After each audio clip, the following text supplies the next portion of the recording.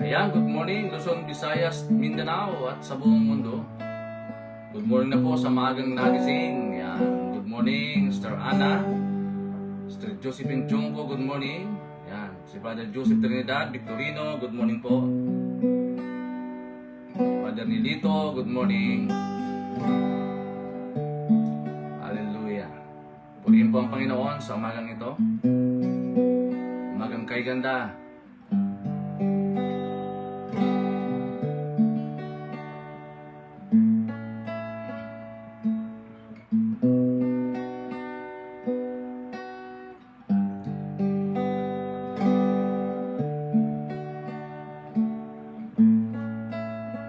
Perseus, good morning po.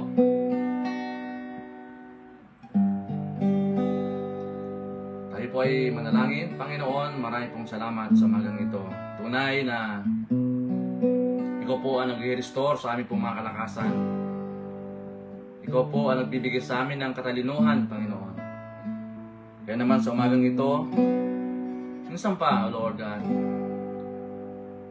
siya sa atin mo ang mga puso. Gawin niyo po kami karapat-dapat na lumapit sa iyo, umawit sa iyo, at magpuri, Panginoon Lord. Purify us today, Lord God. Kaya naman salamat po sa kapatawaran, Panginoon. At amin pong pinagkakatiwala sa iyong mapalang kamay ang iyong gawain, ang daily vibrant word today, Lord God. Ikaw po maghari, ikaw po manguna, Panginoon Diyos. Lord, hayaan mo ang iyong salita lamang ang amin pong may proklama sa aming buhay sa araw na ito, Panginoon.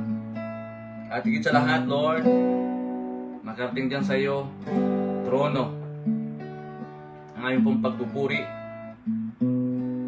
ang aming pong pagsamba, Panginoon Diyos. Salamat po, Lord, as we worship you today. Holy Spirit, bind us, Lord God. With us, O Lord, in Jesus' name. At sinasaway ko po ang mga nais ng Diablo sa oras po na ito. At malaya po kayong bumilos, Panginoon, sa aming pong buhay, O Lord, sa umagang ito. Salamat, Lord, pinupuri ka namin kasalamatan, all the glory, honor, and praise, in Jesus' name. Ayan, good morning sa lahat. Sister Alicia, good morning. Brother Dennis, good morning po sa bawat isa. Sister Judith, good morning sa lahat ng naka-online na. Yan, Sister Yuni, good morning na po sa lahat. To worship the Lord. The precious blood of Jesus Christ within, forgiving ng my life, restored, set free. Your majesty reside inside of me. Forever I believe, forever I believe. I'm rested by your truth in your righteousness. Your grace has overwhelmed my brokenness. Convicted by your spirit, led by your word. Your love will never fade. Your love will never fade. No, you gave the word your only Son for us to know your name, to live with you. You took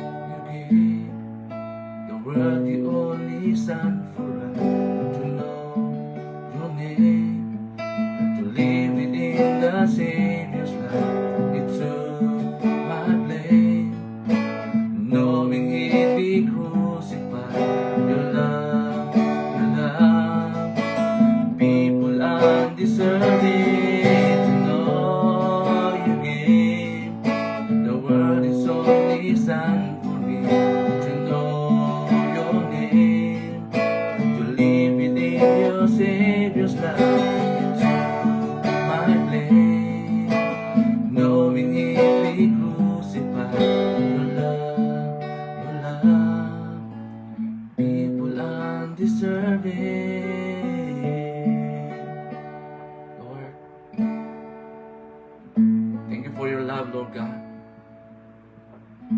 Thank you for dying for us, Lord God. And now we are set free.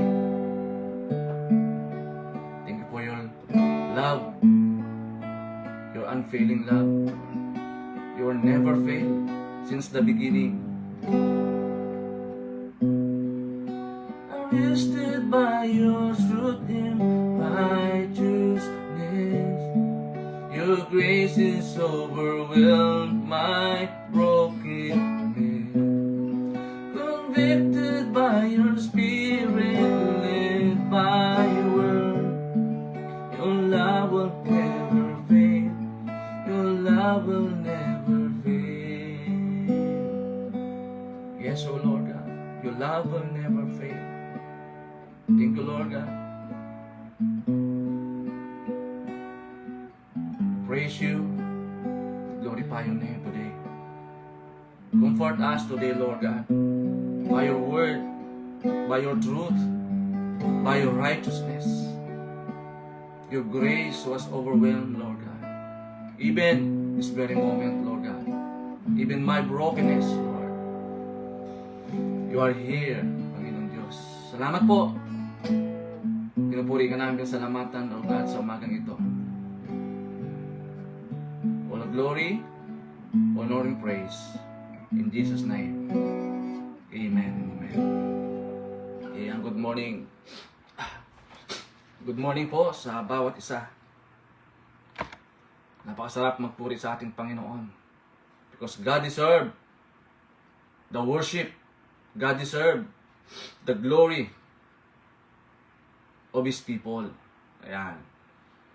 Purihin na po ang umagang ito, umagang kay ganda, sa lahat ng ating naka-online. Good morning na po.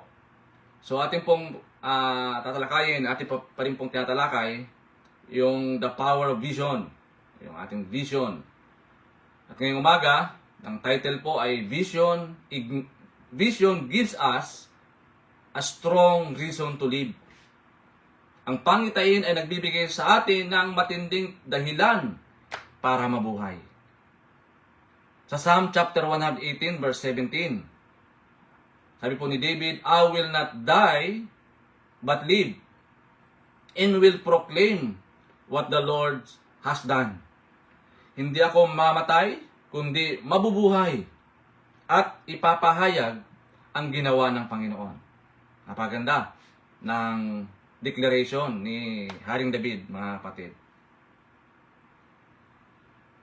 So, tayo po, bilang mga anak ng Diyos, bilang Kristiyano, we are all visionary. No? Tinawag tayong visionary Christian.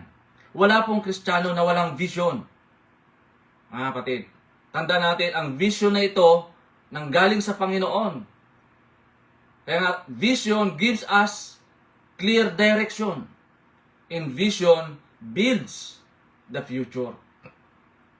Malinaw po ang Proverbs chapter 29 verse 18. Sabi po ni Haring Solomon, where there is no vision, people are cast off restraint. No? Where there is no revelation, sabi niya, or divine guidance, ang tao po ay punong-puno ng kaguluhan. Kaya nga, maraming mga tao na magulo kasi wala silang vision na nanggagaling sa Panginoon. Wala silang mga pangitain. Akala nila ang buhay ay para lang ilaan sa mga bisyo, magsaya sa bisyo. Wala pong ganun. Kasi pag nakita mo yung bisyo na malinaw, di ba? Ang buhay natin, magiging maayos yan. Malinaw po na where there is no vision, people is unrestrained. Or people are lost. Diba? Kaya napakahalaga po yung vision, mga kapatid. Kailangan, iyan po ay na-receive natin from the Lord, yung vision na yan. Kasi yung vision na yan, gaya ng ating tinalakay last week, yan po yung mag-i-ignite sa ating mga namamatay na pangarap. Di ba? Kaya nga tayo po bilang isang Kristiyano, we are all visionary Christian. Hindi basta-basta sumusuko ang mga taong nakakita ng pangitain. Hindi tayo sumusuko. Di ba? Kasi nakita natin yung pangitain. Gaya po ni Joseph, natin pong tinalakay.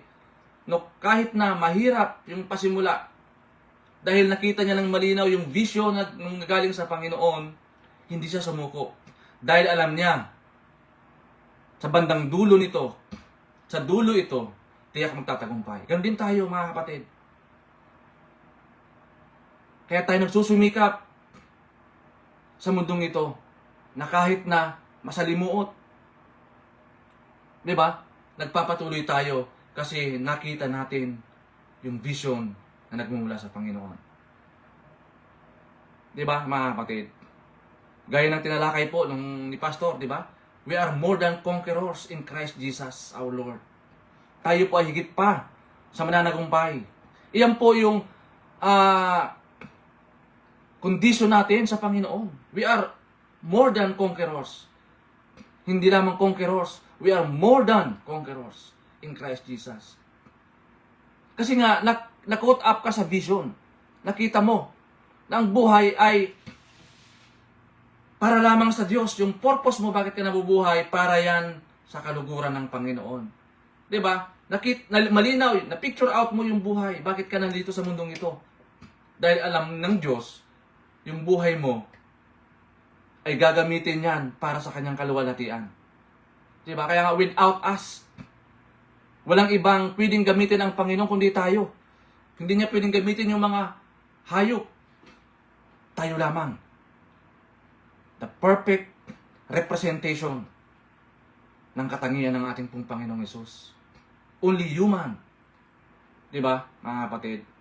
Kaya mahalaga, tatlong bagay natin tatalakayin, mga kapatid, puntos po natin. Number one, vision give us the will to live. Kaya nakakalungkot, marami pong mga Kristiyano na ang bilis give up. Di ba? Kasi nga, wala silang vision. Kapag nakita mong malinaw ang vision na nagmumula sa Diyos, kahit na mahirap ang buhay, kahit na masalimuot ang buhay, nagpapatuloy tayo. Kasi alam natin may Diyos. Di ba? Balang araw, mabibigyan ng kaluguran ng Panginoon, mapaparangalan natin siya. Kasi may Diyos, may buhay na Diyos, na hindi tayo pababayaan, hindi tayo iiwanan. Di ba, mga kapatid? Ito yung bagay na nag-i-ignite sa atin. Na lalo tayong namomotivate, di ba, na magpatuloy. Lalo na, alam natin na malapit na dumating ang Panginoon. Ngayon pa ba na ang Diyos ay malapit na dumating? Ngayon pa ba na tayo susuko? Mga kapatid, panghawakan mo yung vision na pinagkaloob sa atin ng Panginoon. Vision gives us a strong reason to live. Diba? Hindi tayo kaagad-kaagad sumusuko sa laban. Alam naman natin na may laban eh. Alam naman natin na may mga persecution. Alam naman natin na may mga pag-aalipusta sa mga anak ng Diyos. Pero dahil nakita natin na malinaw yung mga pangitain na ito, iyan po ang nagpapalakas sa atin para mabuhay. Iyan po yung driving force natin para magpursige kahit na masalimuot, kahit na mahirap, kahit na malungkot ang buhay natin. Dahil at the end of this journey, di ba, mapapangaral ng Panginoon. Makikita ang kaluwalhatian ng Diyos sa pamamagitan natin. Sabi po sa number 2, vision help us value health. Nakakalungkot po, maraming mga Kristiyano na pinapabayaan ng kanilang mga katawan. Di ba? Nang samantala, yung katawan natin ay precious yan sa harapan ng Panginoon. Yung katawan natin ay instrumento yan ng Diyos. E paano kung mahina ang katawan natin? Wala tayong kakayanan para gampanan yung pinagagawa ng Panginoon. Kaya nga napakahalaga sa isang tunay na Kristiyano na alagaan natin yung ating katawan. Huwag natin abusuhin yung ating katawan, mga kapatid. O kasi pag mahina pong katawan natin, hindi tayo makakapagtagumpay sa laban. Mga kapatid, kailangan alagaan po natin yung ating mga katawan. Dahil ang katawan po na ito ay isang templo ng banal na Espiritu. Ang katawan po natin ang siyang gagamitin ng Panginoon para mapalaganap ang mabuting balita sa lahat ng dako ng mundo. Di ba? Mga kapatid. And number 3, vision is meant to honor the Lord. Ang sumatotal po nito, ang end result po nito, para mabigyan ng kaluguran yung ating pong Panginoon. Lahat po na ginagawa natin ng mga pagpapagal dito sa mundong ito, mga kapatid, lahat po ito para sa kaluwalhatian ng Diyos. Lahat ng ating ginagawa, gaya po ng sinabi ni Apostol Pablo, whatever you drink or whatever you eat, do it all for the glory of God. Sa maliit na bagay na ginagawa natin, magi-contributor tayo, di ba, sa body of Christ. Tayo po ay kaagapay, di ba? Kaakibat ng ating Panginoon sa kanyang ubasan. Hindi po yung tayo po ang pinaghihinaan ng loob ng ating mga kapatid. Di ba? Dapat sa atin magmula ang kalakasan na nanggagaling sa Panginoon. Di ba? Channel tayo ng spiritual blessing sa iba. Eh kung tayo po ay mahina ang katawan natin, di ba? Tayo po ay laging kakasakit dahil sa kapabayaan natin. Alam naman natin na meron tayong sakit or meron tayong mga maintenance. Pero hindi pa rin natin ginagawa yung tama. Inaabuso natin yung ating katawan, di ba? Nangihina tayo at tuloy hindi tayo magamit ng Panginoon mightily sa kanyang ubasan. Di ba? We are all visionary Christian. Tandaan po natin, mga kapatid. Wala pong Kristiyano na walang vision. Kasi pag wala kang vision, wala kang direksyon. Di ba? Ang mangyari dyan, consumption ka. Sa pamilya mo, di ba? Sa ministry mo, pabigat ka. Hindi pagaan kundi pabigat kasi wala kang vision. Napakalaga na maunawaan po natin ito, mga kapatid. Dahil lahat ng ating ginagawa, whatever we do, whatever we drink or eat, we do it all for the glory of God. Si Lord ang napaparangalan sa lahat ng ating mga ginagawa. No? Tayo po yung extension ng ating pong Panginoong Yesus. Kaya nga, tinatawag tayong lighthouses. Nagbibigay liwanag. Nagbibigay ng pag-asa sa mga taong walang pag-asa. Nagbibigay ng encouragement doon sa mga madidilim ang pag-iisip. Yung mga taong walang direksyon, tayo nagbibigay ng encouragement para mabuhay, para lumaban sa mundong ito. Mga kapatid, vision is meant to honor the Lord. Malinaw. Ano ba ang dapat natin gawin, mga kapatid, sa buhay na ito? Kailangan natin madiscover ano ba yung mga why sa ating pong buhay.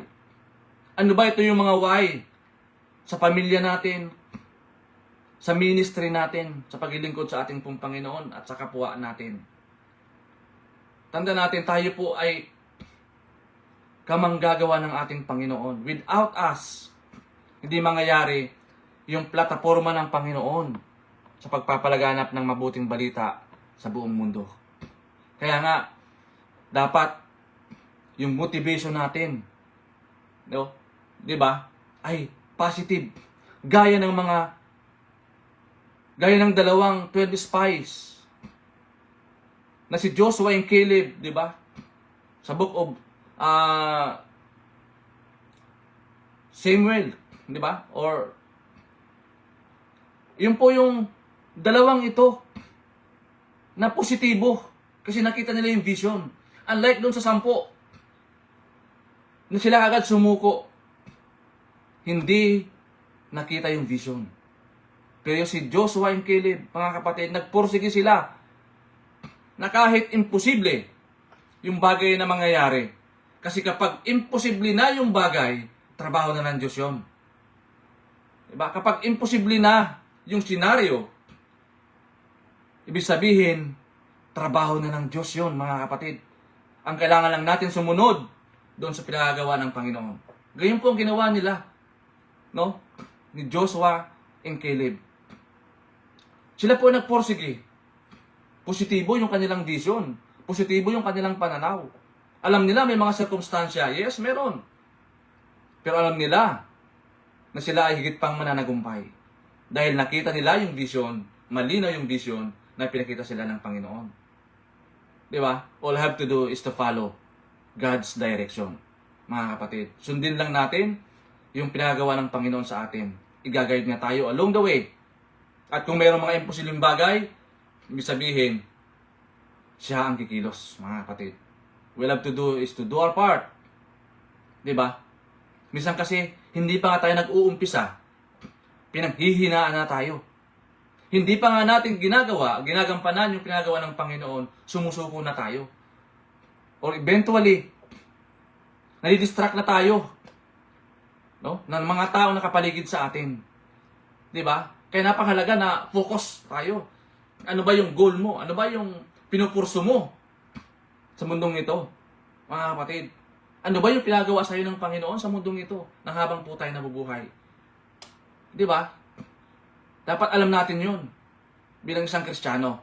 Kapatid, na dapat lahat po tayong itinalaga ng Panginoon, tinawag ng Panginoon, dapat magampanan natin yung pinagawa ng Lord sa atin. Hindi lang yung mangilang-ngilan ang gumagawa nito. Kasi tayo po ay kinumisyon ng Panginoon, no? Kaya nga ang evangelism di lamang po gawain ng pastor po yan, no? Gawain po yan ng mga anak ng Diyos. We are commissioned by the Lord to go and make disciples. Di ba? Gawain po yan ng lahat ng mananampalataya. Kaya dapat sama-sama. Di ba? We are united sa pagpapalaganap ng magandang balita ng kaligtasan sa lahat. Di ba? Sa lahat ng mundo. We are united with Christ to do good things, mga kapatid. Di ba? Dapat makita mo ng malinaw yung vision na yan. Di ba? Kung hindi mo man yan nakikita, ay baka may something. Oo. Bakit yung iba nakakita? Ikaw hindi. Baka nga hindi ka lumalakad ayon sa kalooban ng Lord eh. Kaya kailangan mong manalangin. Kailangan mo ipag-pray sa Panginoon. Di ba? Kailangan mong humingi ng guide sa Panginoon. Kaya nga sabi natin kanina, di ba, sa Proverbs 29 verse 18, di ba? Where there is no vision, people are of restraint, cast of restraint. People are lost without vision. Di ba, mga kapatid? Walang divine guidance. Walang revelation. Para bagang naglalakad kayo, parehas kayo bulag. Di ba? Inaakay ka ng kapwa mo bulag, ay sigurado. Talagang mahuhulog nga kayo sa hukay. Kasi parehas kayo bulag. Di ba, mga kapatid?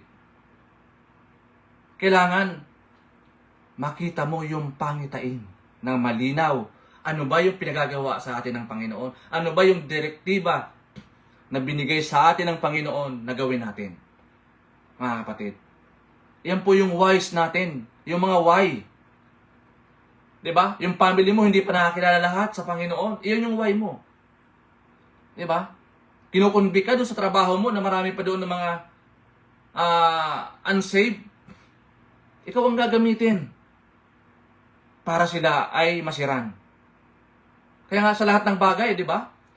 Ano man ang ginagawa natin, gawin natin yung bagay na pinagawa ng Panginoon sa atin. Maging channel tayo ng vision ng Panginoon, ipakita natin sa kanila. Yung vision na ating natanggap sa Panginoon, ibahagi natin sa kanila na ang buhay, hindi lamang para sa kasiyahan sa mundong ito, kundi ang buhay po natin ay mayroon pong gampanin sa mundong ito. Mayroon pong inatang ang Panginoon sa mundong ito na ating gagawin. Amen po ba? So number 2, invest in your health. Di ba? Mga kapatid, may exercise tayo. Di ba? Kaya nakakatuwa, no? Hindi hadlang yung katandaan natin na hindi tayo magpapawis. Kasi alam natin yung precious yung buhay natin, mga kapatid. Di ba?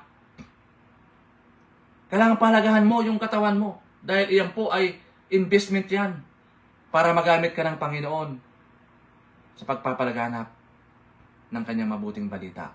Huwag mong pabayaan ang ating mga katawan. Di ba? Mga kapatid.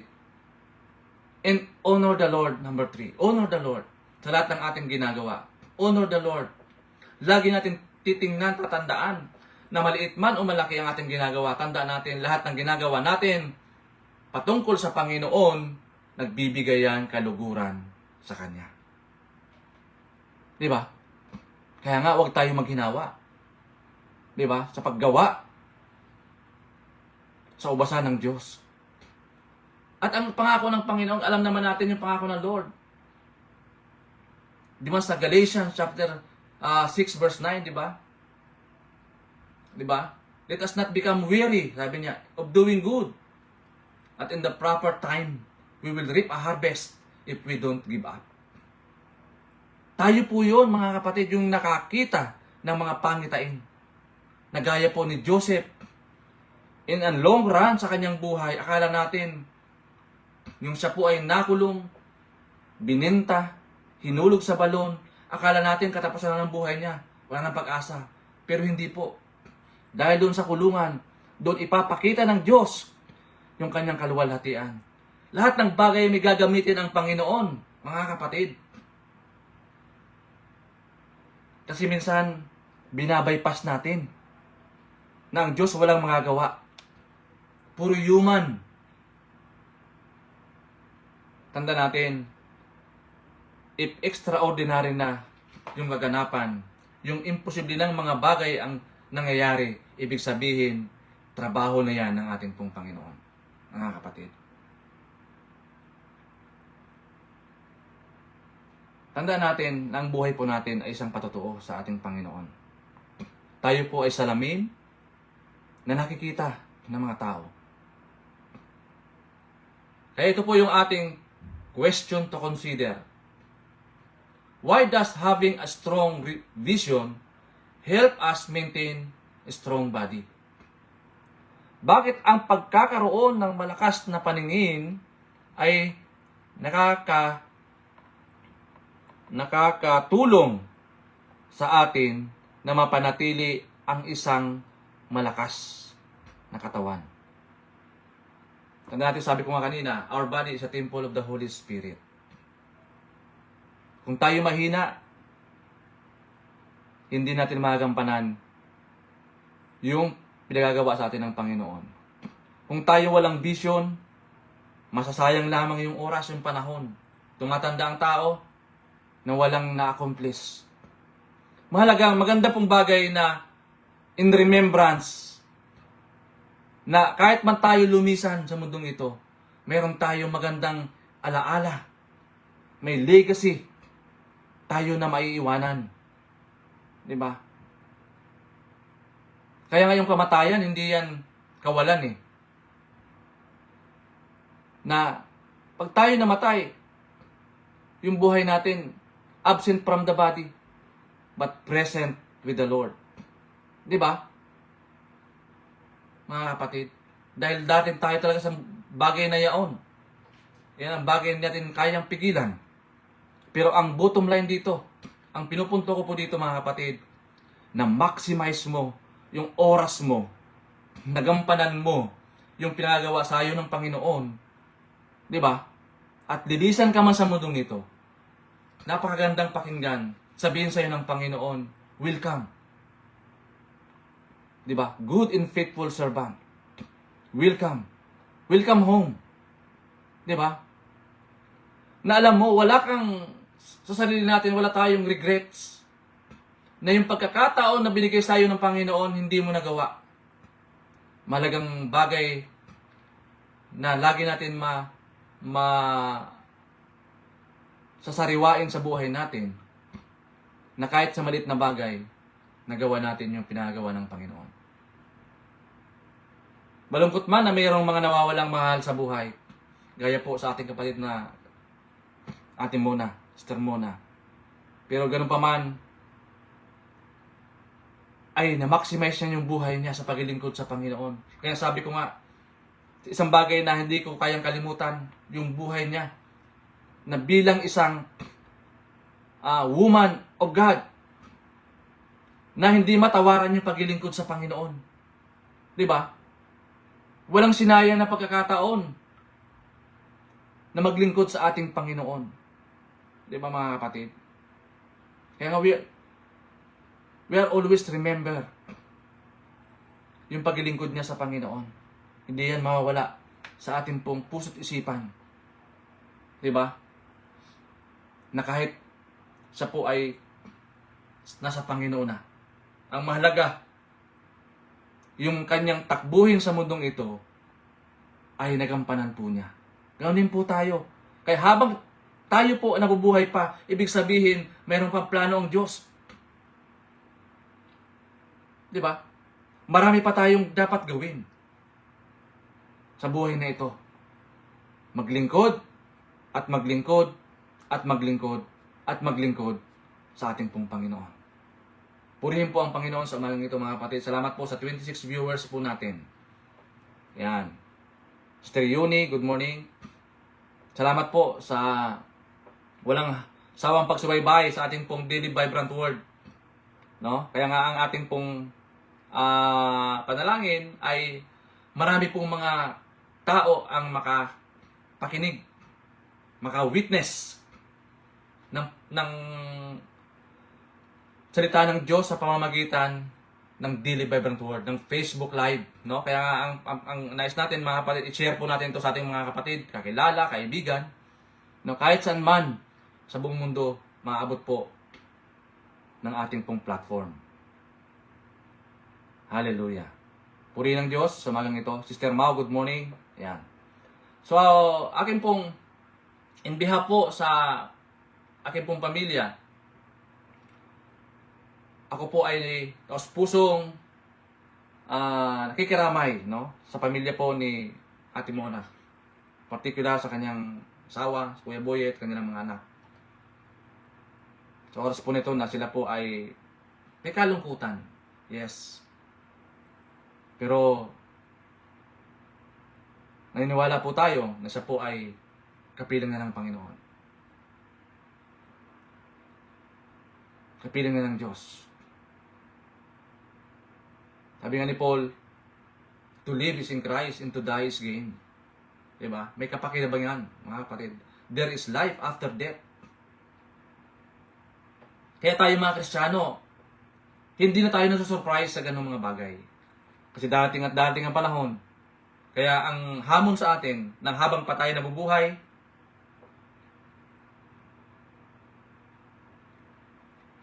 gawin natin yung pinagagawa ng Panginoon. Huwag na tayo magdalawang isip pa. Kasi ang buhay natin, hindi natin alam. Lord, salamat po sa umagang ito. At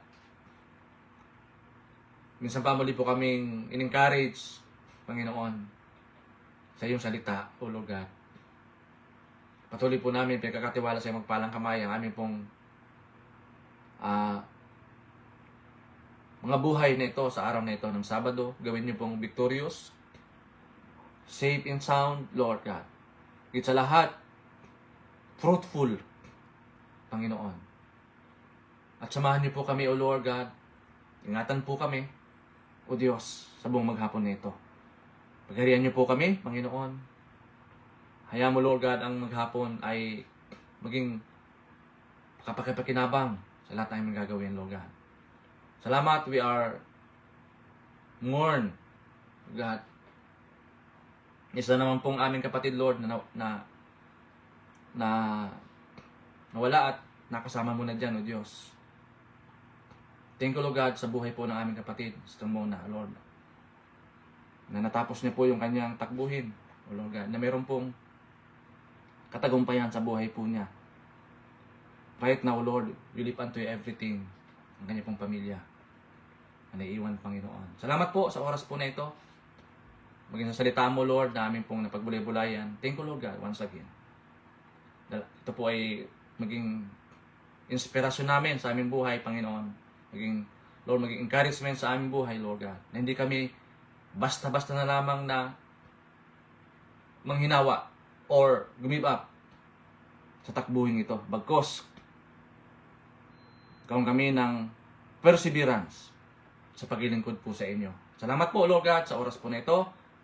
At maraming po salamat sa aming mga kapatid na naglaan ng oras.